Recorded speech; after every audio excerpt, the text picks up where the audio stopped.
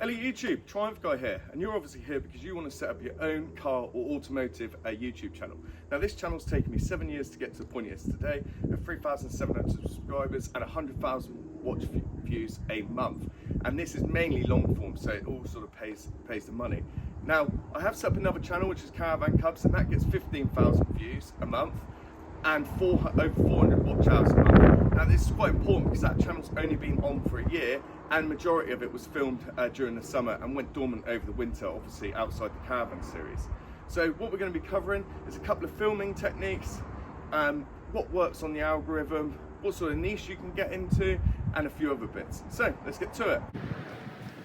So filming is obviously one of the most important parts of it. Your camera quality really needs to be good, but I'm borrowing the missus' phone because I need to film what's on the phone. We're just going to go onto there, and you've got different options. So we've got video there, we've got a cinematic. This is really good. However, what you can find is when it locks onto something, sometimes everything goes blurry around it. So flick between the two, find out which one works best for you, and obviously you can use a mixture of both. Now bearing in mind, on video you can speed it up, but on cinematic, as soon as you speed it up, then it will go into a normal video mode. You've also got slow motion, which is good for sort of pouring oil, and again, same with time lapse. If you're doing a long shot, you can time lapse it. This is the next bit of equipment I use quite often, and it's just a little stand.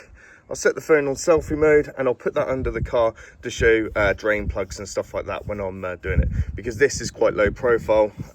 It's the only thing which will really fit under the car unless you're filming a 4x4. So the next one I use is a mini tripod, and that's just mainly for brake work and getting inside the wheel arches once the wheel's off. It's another good thing to have. Last but not least, if you want to film in here, a tripod's not going to work. You've got nothing you can really put on there which is going to be stable. So I use one of these, an arm, which I just put on there. You can put a bit of rag in there to protect paintwork, and that films perfectly inside that engine bay. All of these, there'll be an affiliate link in the comments so you can purchase them quick and easy. And I would suggest getting probably the tripod as your first priority, and then move up and get the rest of them. So there will be a full video on this, on how to film automotively and top tips and tricks. Now the first mistake I made on YouTube was going too niche. Now I'm called the Triumph Guy, and that's because I own a Triumph Spitfire. And the issue with that is actually a lot of the audience who own these are older and actually have Haynes manuals and follow them religiously, or know how to do the tasks themselves. So I was aiming at the younger market with the Triumph. Now the videos did do alright, but then as soon as I started moving on to more generic vehicles and still doing the Spitfire, that's when I got the subscribers. So what is the perfect car to film? Well, that's sort of up to you.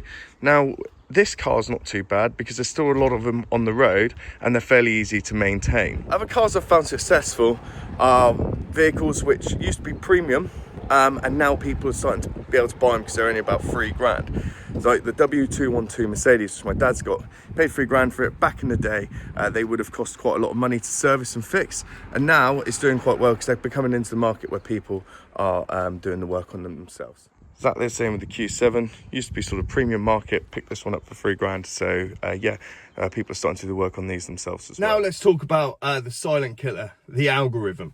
So the algorithm is really simple. You'll see loads of videos on YouTube. They'll be about 10-20 minutes long. They'll be able to watch till the end for the final tip. Well, I'm telling you now, you don't need to watch them, okay? The algorithm is simple. What does YouTube want to achieve? Well, YouTube wants to earn money, and how does it do that? By keeping people on the platform and by retention. So if you have a 10-minute video and people watch the whole way through, YouTube will reward you for that because they can place more ads throughout that video. So what do you need to do? Well, you need to be changing up the camera angles every now and again. You need to be keeping it relevant and informative. So if I'm doing a video and I've made this mistake, I still make it now, is where I film something like an oil change and I go on and on and on and on and on, and the oil change takes 15 minutes, well, the retention's not going to be that good because people are just going to be skipping to the permanent points. So if you can keep it important information and cut it to the chase, then perfect. Also, YouTube are going to reward you if your video, they click on to another one. So really quite simple. But another thing is, if you get friends and family who aren't into cars and you get them to subscribe to your channel, well, guess what? It's going to confuse the algorithm. they're not going to watch all your videos all the way through, so it's then going to sort of push that video down. But also, YouTube recognizes sort of, I call them subscriber webs. So if my mum, let's say, is into classical music, and all the people she's subscribed to are classical music and then cars, well, guess what? Other people from classical music may be drawn to my channel, but they're not going to watch the videos. So it's all about trying to give YouTube the best chance to get it to the right audience. Another thing is descriptions. They need to be full. I always put a disclaimer in there because you don't want something to go wrong and then it being your fault. The other thing with descriptions, we've got great tools now. We've got AI to help write them, and you want them to be lots of keywords in there. So SEO, you may have heard of before, search engine optimization, and that essentially is where you put a load of your keywords in there. Affiliate links, if you want to earn some money, right, which I've obviously put some in here, you need to mention that you are going to gain some commission from that, but it's going to cost the audience no extra. So that's my bit done. But yeah, I'll do a separate video on that altogether about affiliate links. Another thing you're going to need is tags. And again, you can get AI to give you a hand with them and get them in the correct format. But again, I'll do a separate video on all of that. So like I said, changing scenery is a good thing. I'm now sat in the caravan because it sort of breaks up the video and keeps people interested. Now, another thing is what you got to decide is what sort of YouTuber are you? Are you a how-to YouTuber, or are you a person who's going to buy a car, do it up, and make a big story out of it? And there's two YouTubers who are the best in the world at this, in my personal opinion. So Chris Fix, great tutorials. That's sort of his journey. Loads of how-to videos, and he's done some generic ones as well. And then Matt Armstrong, right, where he buys a crash car and there's a whole story about it. He doesn't exactly show you how to do it, but it's more about entertainment. And then videos you can knock out an hour long and have a good fan base. Now, the pros and cons of both is the pros of the tutorial is that video is relevant for as long as their car you are doing it on is on the road and people are still doing maintenance on. So you will get paid for that pretty much forever. The disadvantage of it is if you tell someone how to change a light bulb, and some of my more successful videos have literally been as simple as that, is you're not going to get a subscriber from that, unfortunately, unless you're doing loads of things on that car and the people generally do believe that you're going to come back to that car. Whereas the Matt Armstrong model, it's going to be really easy to get subscribers and a fan base, and then you can branch off to other things like selling merchandise, etc. But the video only stays sort of, well, I still watch some of Matt Armstrong's older stuff, but the videos sort of become less and less relevant because people are always trying to watch his newer stuff. So maybe you're probably only going to get, let's say he's got 1 million followers, you know, each one of them is probably only going to watch the video once, but that's still fantastic money, and you can see how successful he is from it. So you've got to decide what type of YouTuber you are. I'm more of a how-to guy myself. When I do get more time, I wouldn't mind going towards the Matt Armstrong side of it, but you do need a lot more time for that. You also need to be consistent. I've seen another thing on Matt Armstrong stuff is if he doesn't post for whatever reason over like a week or 2 weeks, or it's taking him a bit longer than expected to finish a car, people start getting quite aggy in the comments, which is great for the algorithm because it does reward people with comments and engagement. So again, change of scenery now in the Q7. So a couple of final points that I'd like to sort of bring up is YouTube Shorts. These are a great tool, which I didn't have when I first started the YouTube journey, because they can get you some quite easy subscribers and followers. The issue is with them is if people aren't engaging in your long form as well, then they can sometimes jeopardize your channel.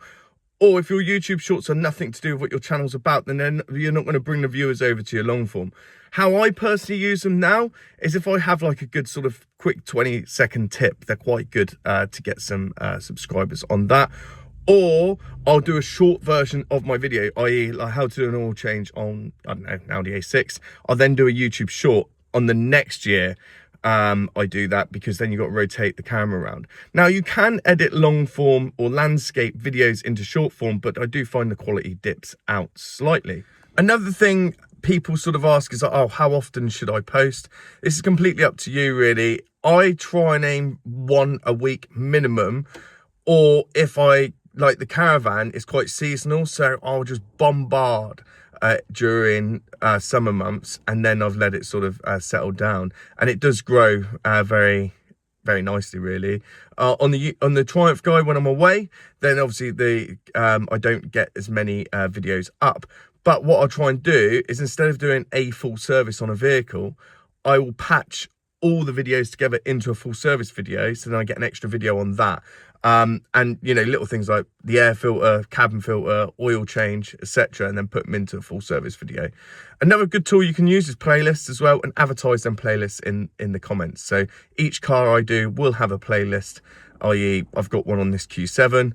I'll put that in the pinned comment as well. So if you made it this far, thanks very much for the watch time. As you've learned, that's very important.